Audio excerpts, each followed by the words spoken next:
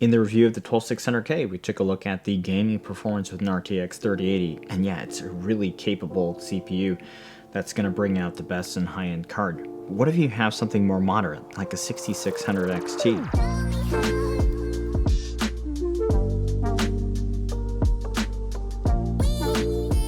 Welcome to Machines and More. We're going to continue our look here at some CPUs featuring the 12600K. Very impressive CPU indeed. Does everything from productivity to gaming well. This chip really does it all, and Team Blue has done very well indeed so far. If you have other high-powered uses beyond gaming, it's a really good choice, but if this is a mainly gaming PC build, then you might wonder if such an upgrade matters, right? Especially if you have a more moderate GPU. There's a lot to do, right? A new Z690 motherboard for that socket, potentially a new cooler. On top of all that, that new CPU that's going to pretty much want Windows 11, especially if you want the latest OS support for all the quirks that's coming to light right now. Like the answer to many things in life, it depends, and today I'll show you a few quick gaming benchmarks with the moderate GPU and show you where it might actually matter. One thing I'll say up front is if you're a competitive player, just do it. For that level of FPS that you want, you're going to want the fastest CPU and you're going to be very happy with Alder Lake. The typical way to test a CPU's gaming performance is to pair it with a powerful GPU such as with an RTX 3080. And essentially what that does is prevent the GPU from being the limiting factor in gaming scenarios. That doesn't mean the CPU can't still be a limiting factor though at some point. And generally speaking though, the higher frame rate you play at, the more of a factor that CPU is going to become, and certain game engines just happen to be more CPU dependent also. For the rest of us non-competitive players, it's a more nuanced discussion.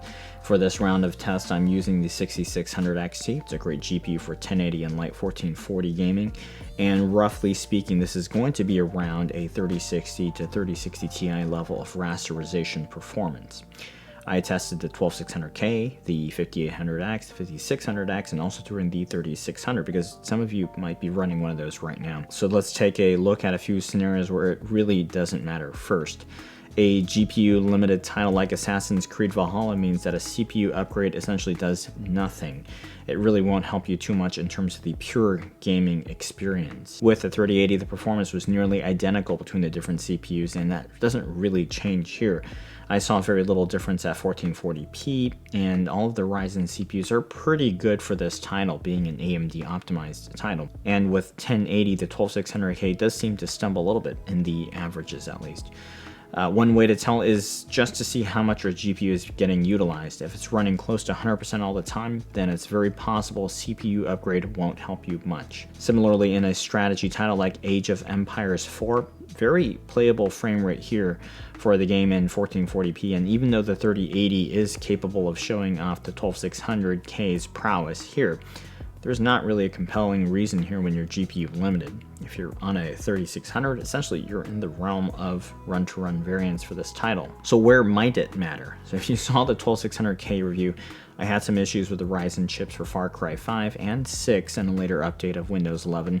The FPS was a far cry from what I was used to seeing. Later that day, there was yet another Windows 11 update and I installed it. Interestingly, Far Cry 5 did play as I expected again, but Far Cry 6 didn't. Anyhow, I just booted back into Windows 10 to get you some more accurate benchmark figures. Far Cry 5 is a CPU-sensitive title with its engine, and even though I don't know that too many of you are still playing it actively, it's always an interesting title to test because it can tease out the hierarchy for CPUs, and because it is so CPU limited, your high-end GPU isn't really too useful there, especially in a lower resolution like 1080. Based on the performance here, yeah, you can clearly see the 12600K on top, the 5800X, followed by the 5600X, and then the trusty old 3600. Based on this chart for 1080p, the 12600K paired with a 6600 XT gets you to similar FPS as the 5800X with a 3080. And as unbelievable as that sounds, there is a perfectly reasonable explanation for that, and that is the 3080 simply isn't being utilized much. Comparing the 12600K with 6600 XT versus with the 3080, the core load is about 70% for the 3080, while with the 6600 XT it's 95%. So in a scenario like this, a better CPU can actually get you better performance despite having a moderate GPU, because the CPU is actually holding you back to begin with. And if your priority is a title like this, then it really does make some sense to deploy your resources here, because the conventional advice of just getting a better GPU here doesn't necessarily help you. At 1440p though, you're seeing that GPU limit again. Far Cry 6 is a similar story. At 1080, that 6600 XT with 12600K is basically within run-to-run variants of the 12600K with 3080. You're obviously up against the CPU limit here. The 5800X is pretty good too, and in 1080 with these types of titles, it definitely makes more sense to do a CPU upgrade. Though at 1440p, you're no longer CPU limited, again, with this level of GPU. One last consideration I'll talk about, and that is streaming with CPU encoding. It's still early on in the Windows 11 lifecycle, and there are still a bunch of odd quirks like games not loading, but in theory, the E-cores on the 12600K are supposed to take on the burden of streaming, letting the P-cores do the gaming work, assuming the Win 11 scheduler is working properly. For a 1080 60 stream, I'll just use AOE fork since it's close to that 60 FPS already anyway. So if you compare the frame rates while gaming versus the hardware encoder on the GPU versus the CPU-based X264 encoder, basically you're seeing no penalty for CPU encoding with the 12600K. So normally, while I recommend using something like the NVENC encoder with your NVIDIA GPU, I might actually consider doing the X264 encode here with the CPU, especially since the gaming FPS hit is a bit less. So in summary, if your GPU isn't already being used to the max in your go-to titles, then yeah, upgrading will help. Alder Lake is absolutely a good choice if you're okay with the Z690 board prices now. But if your GPU is limiting you right now, then there's really not a point unless there's a non-gaming reason for you to do so. It will still make more sense to use that cash for a GPU upgrade, of course, if that's even possible right now in this market. And I think Rachel's comment here from the 12600K review basically sums up that value argument here.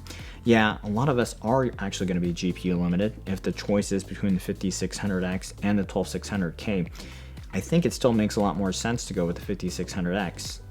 You can do a B450 and a 5600X, a small air cooler, and that's going to look really cheap next to the Z690 with the 12600K combo, which is also going to need a little bit more cooling.